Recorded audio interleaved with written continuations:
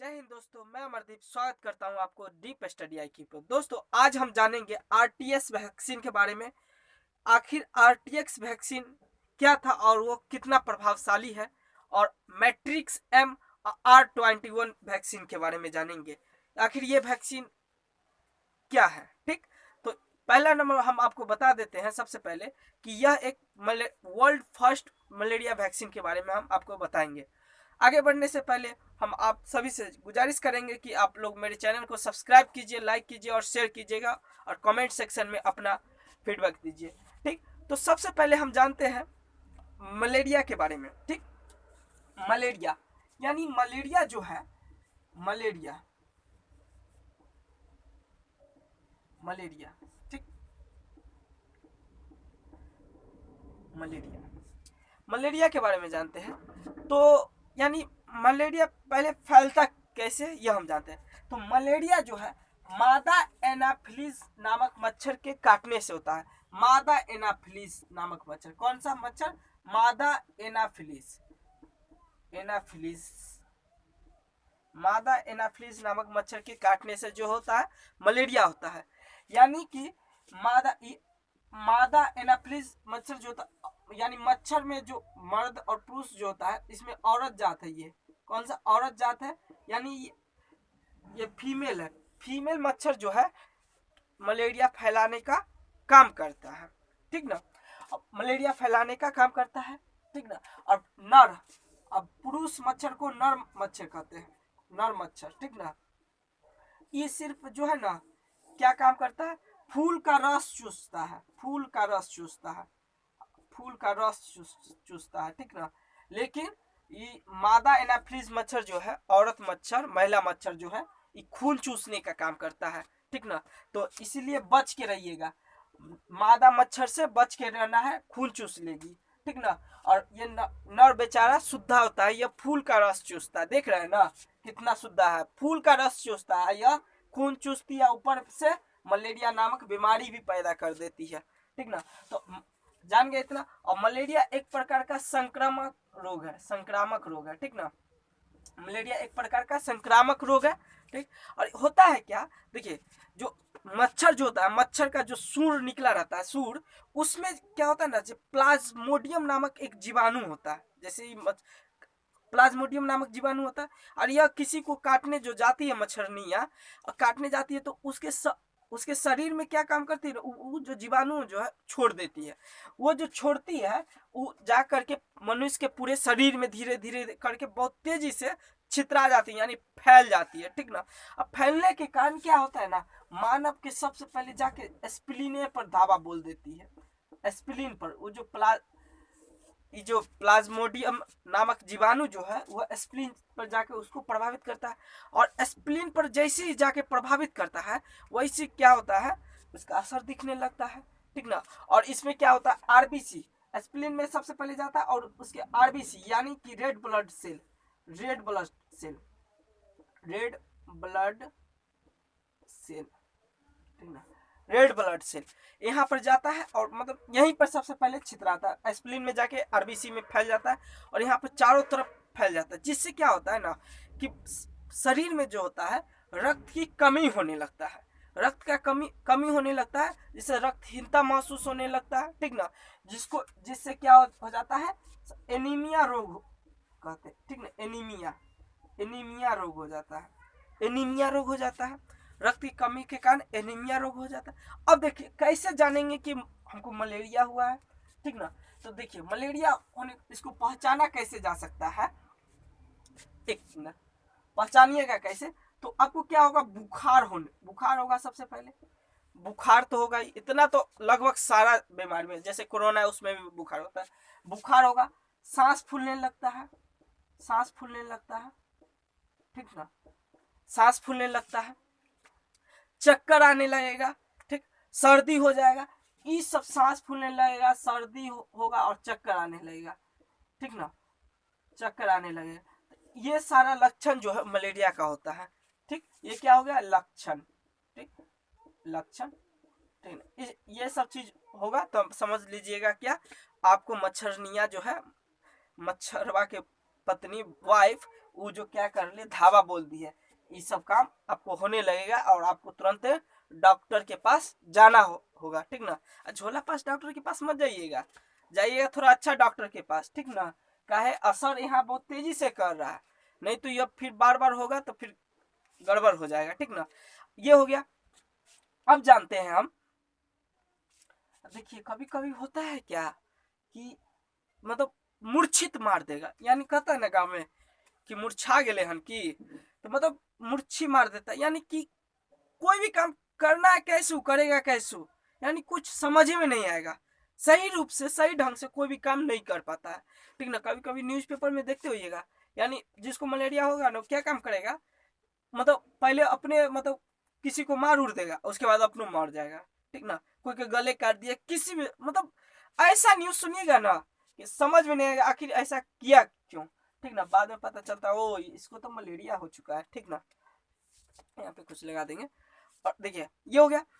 अब देखिए इस मलेरिया जो है ना सबसे ज्यादा होता कहाँ है, तो देखिए मलेरिया सबसे ज्यादा जो होता है उप सहारा, यानी उप सहारा मतलब उप सहारा अफ्रीका के क्षेत्र में, जहाँ एकदम कोयला ऐसा आदमी जो होता है विषुवत रेखा पे है, यहाँ पर सबसे ज्यादा क्या होता है ना, नवयुवक बच्चा सबको हो जाता है। बहुत ही दयनीय स्थिति इस एरिया का, यहाँ बहुत ही ज्यादा मलेरिया होता है, ठीक ना। क्योंकि बहुत ज्यादा होता है, क्योंकि समझ ही रहे, क्योंकि ये जो एरिया पड़ता है यानी जो अफ्रीका वाला जो है, यह विषुवत रेखा पर यानी जो पृथ्वी है उसके विषुवतीय रेखा पर एकदम बीचों बीच में देखिएगा पड़ता है, ठीक ना। जिस कारण से और यहाँ पर विषुवत रेखा पर होने के कारण क्या होता है, यहाँ पर वर्षा बहुत, जितना ज्यादा वर्षा होता है ना होता है उतना ही ज्यादा वहाँ पे पेड़ पौधा बहुत बहुत रंग बिरंगा पेड़ पौधा, बहुत ही ज्यादा अलग अलग कई प्रजाति के पेड़ पौधा होगा, ठीक ना।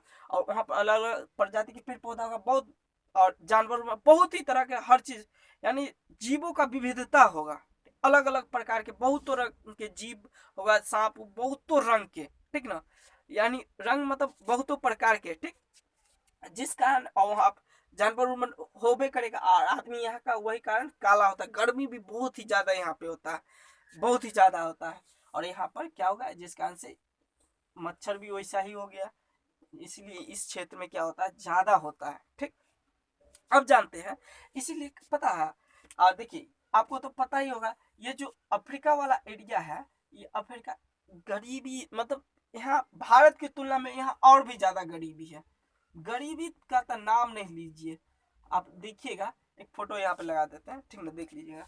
तो गरीबी है ना यहाँ हद से ज्यादा है, हद से ज्यादा, मतलब देखिएगा यहाँ के बच्चे को ना तो आपको मतलब माइंड डाइवर्ट हो जाएगा कि ऐसा भी होता है। यानी आप अगर देखते हुए कहीं कहीं जैसे गांव घर में, अगर जैसे यहाँ मुसहर मुसहर टोल और में देखते होइएगा, ठीक ना, गांव में इसी भाषा में बोलता है मुसहर टोल, वहाँ देखिएगा जैसे मतलब खुले दे रहता है बच्चा, मतलब कोई फर्क नहीं पड़ता उससे उसके माँ पिताजी को, ठीक ना। तो मतलब उसी तरह वहाँ मतलब नॉर्मली बहुत ही ज्यादा, यहाँ तो मानिए एक उस खास एरिया में गरीबी के कारण होता है, उसी तरह वहाँ भी गरीबी इस कदर है कि मतलब समझ नहीं आएगा, ठीक ना आपको। तो खैर छोड़िए वो सब, ठीक, जो हम जानते हैं। यहाँ इसीलिए मतलब इसको जो है ना मलेरिया को मतलब गरीबों का एक तरफ से मानिए रोग कहा जाता है, गरीबों का रोग, गरीबों का रोग, ठीक ना, गरीबों का रोग कहा जाता है। यानी ये अधिकांशतः जो मलेरिया होता है ना गरीब लोग का ही होता है, यानी मतलब वहाँ पे गरीब लोग का एरिया मतलब क्या, वहाँ पे साफ सुथरा नहीं होगा तो जाहिर सी बात है गरीब के ही बस्ती में ना उतना ज्यादा साफ सुथरा नहीं हो पाता है, इसीलिए ना गरीब को होगा, ठीक। अमीर के बस्ती में नहीं होगा, अमीरों को हो जाता है, ऐसा नहीं सिर्फ नहीं होता है, ऐसा बात नहीं है, उसको भी होता है, ठीक ना। देखिए देखिए ना, बोर्ड इतना ही में भर गया है, अब मिटाना पड़ेगा अब इसमें हम आपको बता देते हैं क्या क्या इम्पोर्टेंट है। तो देखिए इम्पोर्टेंट है, मलेरिया पहले मतलब कौन सा मच्छर के काटने से होता है, तो मादा एनाफ्लिज नामक मच्छर के काटने से होता है, ठीक, एगो ये पॉइंट याद रखिएगा, ठीक ना। और मलेरिया जो है ये और सबसे पहले कहाँ प्रभावित करता है, स्प्लीन को प्रभावित करता है, जिसका कारण रक्तहीनता हो की महसूस होने लगता है, और आरबीसी पर मतलब अटैक करता है, वही यानी रक्त की कमी होने के कारण एनीमिया नामक रोग होने लगता है। लक्षण तो ये आपको पता ही है, ठीक ना, और संक्रामक एक रोग है, ठीक, और इस उप सहारा अफ्रीकी क्षेत्र में सबसे ज्यादा पाया जाता है, ठीक। अब हम इसको मिटाते हैं और थोड़ा आगे बताने का कोशिश करेंगे। देख लीजिए एक नजर, देखिए, तो जान गए मलेरिया के बारे में, मतलब कैसे होता है, क्या होता है, ये तो बता दिया आप सभी को। अब देखिए मलेरिया वैक्सीन के बारे में बताते हैं आपको। देखिए मलेरिया वैक्सीन जो है ना, अभी तक मानिए नहीं आया है, ठीक ना। वैक्सीन मतलब ऐसा कोई भी वैक्सीन अभी तक नहीं आया जो WHO के जो नियम कानून है, टर्म एंड कंडीशन है, उसको फॉलो करता होगा 100%, ठीक ना। कोई ऐसा नहीं आया। एक एक RTX वैक्सीन था, RTX ये वैक्सीन था, ये 55% है ना WHO के नियम को पालन करता था, टर्म एंड कंडीशन को पालन करता था, लेकिन अब आ गया है, ठीक ना, world first vaccine, world first vaccine of malaria, world first vaccine of malaria. तो मलेरिया का पहला वैक्सीन आ गया है जो मतलब WHO के टर्म कंडीशन को एकदम पूरा तरीका से फॉलो करता है। यह वैक्सीन कौन है? R21 वैक्सीन है, और मैट्रिक्स इसी का मतलब प्रूफ है, मैट्रिक्स एम वैक्सीन। ये मानिए एक तरफ से जो ये वाला जो वैक्सीन है RTX वैक्सीन का अपडेटेड रूप है, ठीक ना, अपडेटेड है। ये मतलब ये 55% मतलब टर्म एंड कंडीशन को फॉलो करता था, यानी मान लिया जाए 100 आदमी को दिए तो 55 आदमी पर यह सही असर किया, ठीक ना। ये और जबकि WHO बोलता है कि अगर 100 आदमी पर दिए तो 75 आदमी पर मतलब सही काम होना चाहिए, ठीक ना। तो ये जो है R21 और मैट्रिक्स एम वैक्सीन, ये जो है 77 लोग पर, यानी 77% ये क्या है, WHO के नियम को फॉलो करता है, टर्म कंडीशन को फॉलो करता है, ठीक ना। R21 और मैट्रिक्स एम वैक्सीन, ठीक ना। ये मतलब यह सारा नियम है, इतना 55% काम करता है, ठीक। और ये R20 मैट्रिक्स है, यही वैक्सीन जो है नया वैक्सीन है, ठीक ना। यही R21 और मैट्रिक्स एम, यह कुछ दिन पहले आया, इसका अभी सेकेंड ट्रायल ही चल रहा है, ठीक ना, सेकेंड ट्रायल चल रहा है, जल्द ही मतलब सेकेंड ट्रायल इसका खत्म हो गया है, अब थर्ड ट्रायल जल्द ही स्टार्ट होगा और 1-2 साल लगेगा और यह आ जाएगा। अब देखिए मतलब इस वैक्सीन में आखिर इतना समय क्यों लगा, ठीक ना, दिमाग में चलता होगा आप सभी को, इतना ज्यादा समय क्यों लगा, जबकि मलेरिया का हम नाम बहुत तो पहले से सुनते आ रहे हैं, कोरोना का नाम सुने 1 साल पहले वैक्सीन आ गया।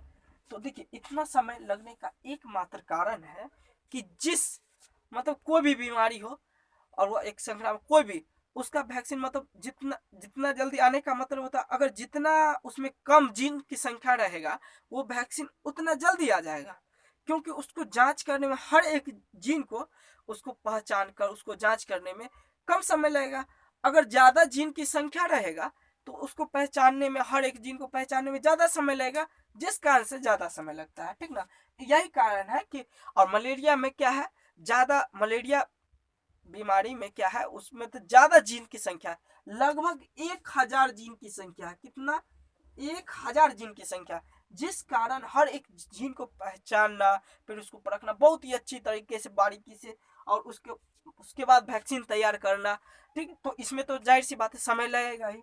कोरोना में जो है, कोरोना में टोटल 12 जीन ही है, कितना है, 12 जीन है, जिस कारण से यह कोरोना का वैक्सीन बहुत ही जल्दी आ गया, और इसका जो मलेरिया का वैक्सीन आने में इतना ज्यादा समय लग गया है, ठीक ना।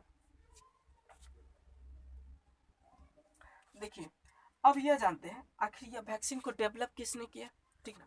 देखिए पहलुका जो वैक्सीन था RTX, ये वाला वैक्सीन जो था, इसको भी बनाया था ऑक्सफोर्ड यूनिवर्सिटी ने। किसने? ऑक्सफोर्ड ऑक्सफोर्ड यूनिवर्सिटी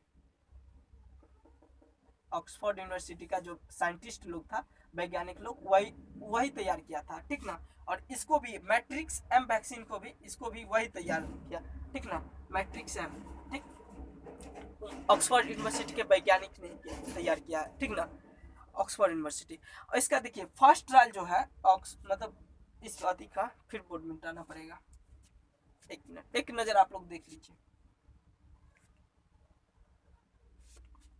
देखिए ये थोड़ा हम साइड में अच्छा से लिख दिए हैं, ठीक ना।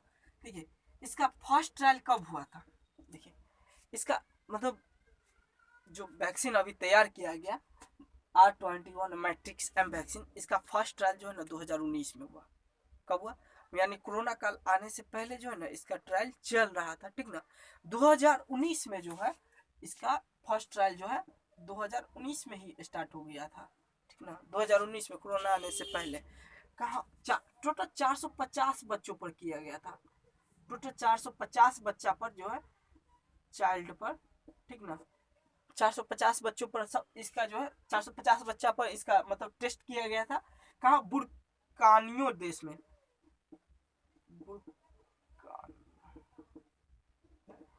एक वही अफ्रीकी देश है बुर्कानियो देश, वहीं जो है इसका ट्रायल सबसे पहले हुआ था। कितना बच्चों पर, 450 बच्चों पर हुआ था, ठीक ना। बुर्कानियो देश की देख लिए, इसका राजधानी हो गया यानी फासो, कोई फासो टाइप का है, बुर्कानियो फासो शायद, एक मिनट, यानी इसका मतलब राजधानी है वागाडुगु, वागाडुगु नामो गजब है, वागाडुगु, बुर्किना फासो देश की राजधानी है वागाडुगु। यहाँ 450 बच्चों पर पहला ट्रायल 2019 में किया गया था, ठीक। अब देखिए मतलब ये देखिए, आप देखे हुए सबसे ज्यादा अफ्रीकी क्षेत्र में होता है, ये तो आपको बता ही दिए हैं, ठीक। अब देखिए कि इसका सेकेंड ट्रायल कब हुआ, हम ये बताते हैं, ठीक ना। इसका सेकेंड ट्रायल जो है, सेकेंड ट्रायल्स, इसका सेकेंड ट्रायल्स जो है ना, ये वैक्सीन मतलब जब ट्रायल हुआ तो इस 77% मतलब कारगर रहा, यानी WHO के नियम को फॉलो किया, ठीक ना। तब जाके WHO इसको आगे बढ़ाने की कोशिश किया, ठीक ना। तो R21 मैट्रिक्स जो है का सेकेंड ट्रायल मतलब यहाँ हुआ, वागाडुगु राजधानी है, वार्किन अथी बुर्कानियो देश है, 2019 में 450 बच्चों पर किया गया। यहाँ पर एक फोटो लगा देंगे साइड में, ठीक ना। तो वागाडुगु सेकेंड ट्रायल्स भी इसका हो ही गया, तभी हम सबके बीच में आया है इसका इन्फॉर्मेशन। अब इसका थर्ड ट्रायल भी स्टार्ट होने वाला है, थर्ड ट्रायल्स भी जल्द ही इसका स्टार्ट होगा। थर्ड ट्रायल्स जो है ना वही पुणे वाला जो है सीरम इंस्टीट्यूट ऑफ इंडिया और अमेरिका का जो यानी वैक्सीन प्रोड्यूसर कंपनी जो है कोवैक्स, वो जो है मिलकर इसको मतलब सेकेंड ट्रायल्स करेगा।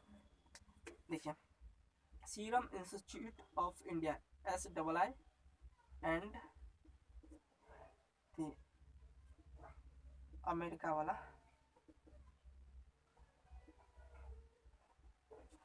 अमेरिका को जो है ना वैक्सीन बनाने वाला वो करेगा, ठीक। देखिए मतलब ये जो थर्ड ट्रायल्स जो होगा सीरम इंस्टीट्यूट ऑफ इंडिया और अमेरिका का कोवैक्स नहीं, नोवावैक्स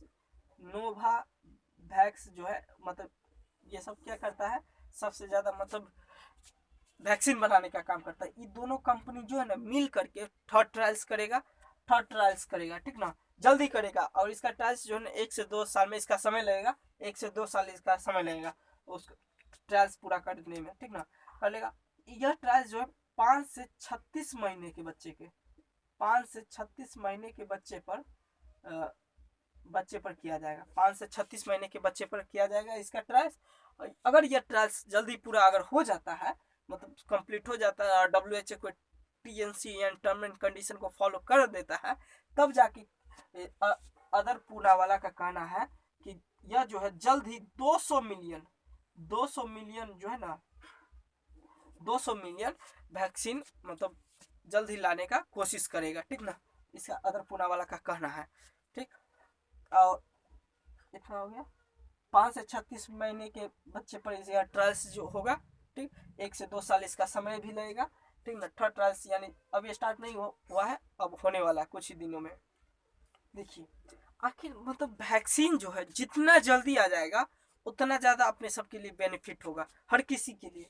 आखिर मतलब क्या, मतलब इतना जल्दी क्यों महत्वपूर्ण है बहुत ही जल्दी आना। देखिए वैक्सीन मतलब मलेरिया के कारण भी बहुत ज़्यादा मृत्यु हो रहा है, लेकिन रोज के दिनों से अब जुट गया है मलेरिया, रेगुलर घटना घट रहा है, इसलिए आप सभी को पता नहीं चल रहा है, हमको पता नहीं चल रहा है कि मतलब यह इतना ज़्यादा खतरनाक है, लेकिन बहुत ही ज़्यादा खतरनाक है, ठीक ना। बहुत सारा ऐसा भी देश है जहाँ मलेरिया खत्म हो गया है, वहाँ मलेरिया हुआ ही नहीं है, ठीक ना।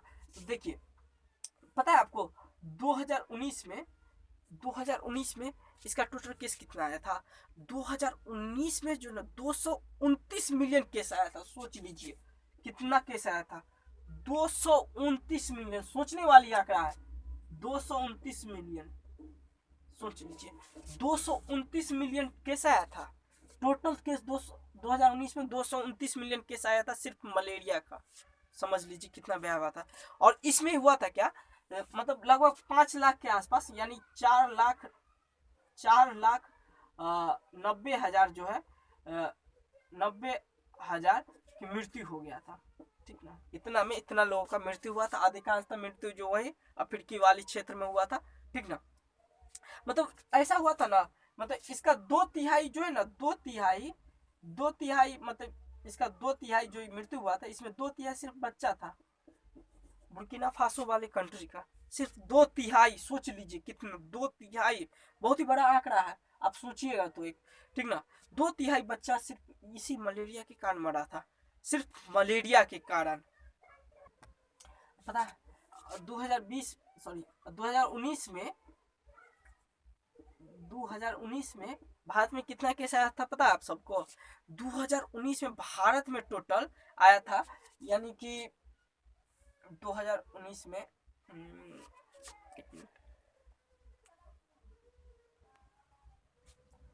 2019 में टोटल भारत में केस आया था 5.9 मिलियन केस सिर्फ मलेरिया का, सोच लीजिए 5.9 मिलियन केस सिर्फ आया था मलेरिया का, 5.9 मिलियन केस सिर्फ मलेरिया का। और 2020 में कितना हो गया पता है आपको?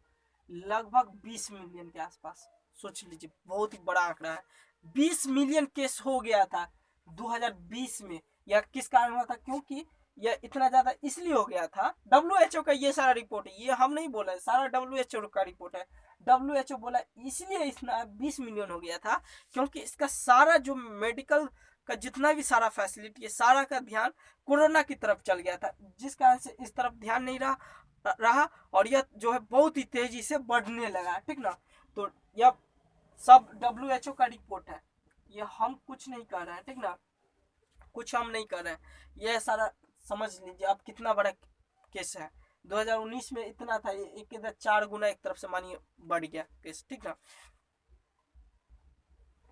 देख रहे हैं ये आपको बता देते हैं एक बात, ये जो 2019 में 229 मिलियन जो केस आया था, यह मतलब मानिए एक तरफ से टोटल 87 देश का केस है, यानी 87 देश में टोटल इतना केस आया था 229 मिलियन।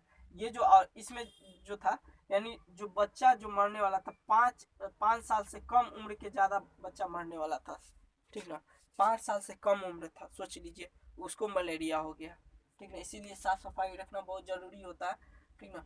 और आपको एक और अभी तक मतलब 2000 ईस्वी से 2020 तक मतलब सिर्फ ऐसा 24 देश ही है, 24 देश ही है जिसको मतलब मलेरिया मुक्त घोषित किया गया है, मलेरिया मुक्त घोषित किया है।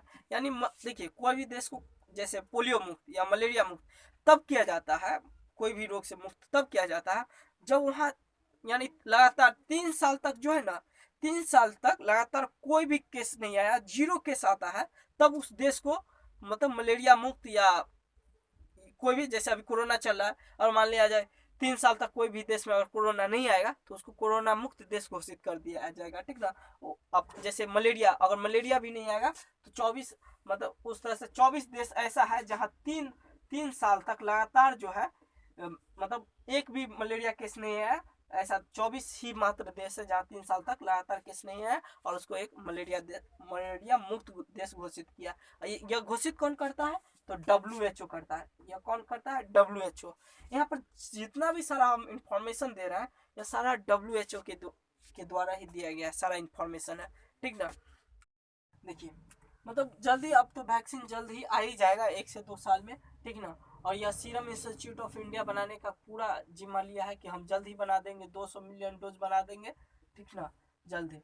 तो कोशिश रहेगा जल्द ही आ जाने का सीरम इंस्टीट्यूट ऑफ इंडिया का। ठीक ना, आज के लिए इतना ही, धन्यवाद। आप लोग चैनल को सब्सक्राइब कीजिए, लाइक कीजिए और शेयर भी कीजिएगा। ठीक ना, और कमेंट सेक्शन में ज़रूर आप अपना फीडबैक दीजिए, और कहाँ पे कोई दिक्कत है ये आप ज़रूर बताइएगा। ठीक ना, अपना तो पूरा मेहनत किए हैं।